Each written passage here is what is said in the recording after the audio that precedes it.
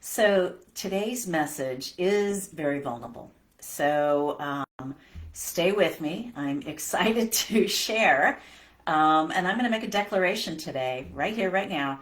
I am a spiritual ambassador, helping individuals tap into their own spirit, tap into that truth inside of them, and to help them live their lives better, live better lives. Yes.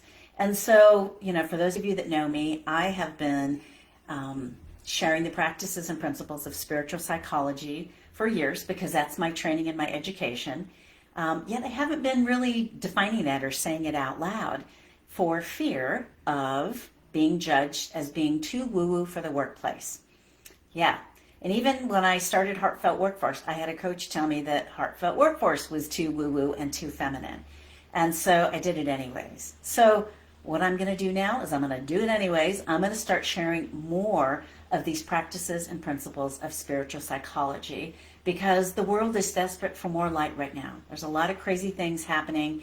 And if in one small space I can share, then I'm doing it. And so what I'm sharing today is this distinction between the goal line and soul line in life. Because as humans, even though I believe that we're spiritual beings having a human experience, in our human capacity, we have the things that society has us doing in our life. So whether it's going to school and, getting a degree and getting a good job and, finding a partner and getting a house and whatever else in between, there's nothing wrong with that. I believe that those are parts of what we achieve in our life, society's goals of achieving.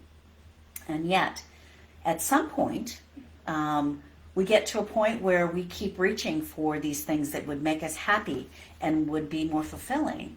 And sometimes we find that something's missing. And really, it might be you. Because I know I experienced that in my life. What was missing in my midlife was me. I'd spent many years taking care of everybody else, and I got lost in that mix. And I know a lot of women experience that, especially as their kids get older. So this distinction of the doing can really be exhausting. So what I'm bringing into awareness for you is the soul line of your life, because we all have that inner wisdom inside. It's that small voice that whispers the good things to you. Not the one that says nasty things to you. The one that wants you to shine. The one that wants to have your voice heard. The one that wants you to tap into and listen to that part. And so the soul line of life actually is what helps us find more fulfillment, more purpose, more meaning in our own lives. Because sometimes the driving force of the doing is exhausting. So it's that integration of both.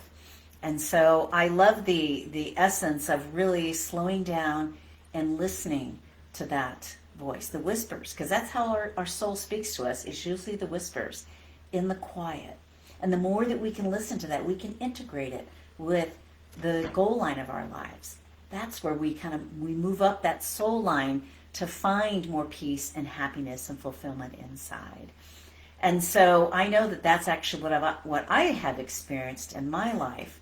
And I continue. Now, I say that, in our human experience, I know for myself, sometimes I get thrown, out in left field. Life takes us on different paths, but the more you can come back to this place of the awareness of your soul's essence and that guidance, and not just in troubled times, but all the time, that is actually what brings us more balance, and we can live our lives with more peace and more loving.